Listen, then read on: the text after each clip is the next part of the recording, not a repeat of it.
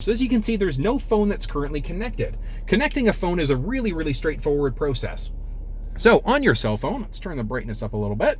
So on your cell phone, what you're going to do is press the Bluetooth button. So make sure your Bluetooth is turned on, and we're going to hit add a phone. Search for your vehicle on your device and select it once it is found. Okay, we're going to give that a second, and we're going to see it show up. There we go. So on our phone, so Ford Explorer showing up. So we're just going to press that. Confirm that the pin displayed on sync matches the pin displayed on your device. And as you can see, 332410, so they do match. So we're going to hit yes and pair. For your safety, please stay alert to changing road conditions and use Sync's voice-activated features while your vehicle is in motion. There we go. So next one is going to be allow contacts and favorites. Absolutely, we want to do that, so hit yes. Now guys, one thing to point out, it's going to work the same whether you're looking at an iPhone or an Android device.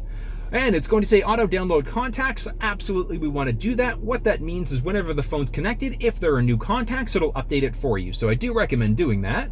And hit finish. And as you can see, we've got a ton of options now. We can look at my recent call list, my contacts, my phone keypad, text messages. So there are a ton of options that are available. Now, one thing I did point out under audio. So if we take a look at sources now, we've now got LiveX Live, and my iPhone has shown up. Now, LiveX Live is an app that I've got on my phone. It's a radio app, so it'd be the same as Spotify. So you can use the app directly through the center console screen, which is an amazing feature to be able to do.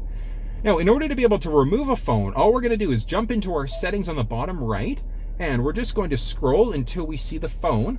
So connectivity to our phone, we're going to press that, and we've got a couple options now. So we can either view our devices, set ringtones, roaming warning, but if we go to our view our devices, we can either add in another phone, or we can take a look at my existing. Now we can either disconnect, remove, so let's hit remove, yes, and as you can see, it's gone. So it's really that simple of a process in order to add and take a phone out.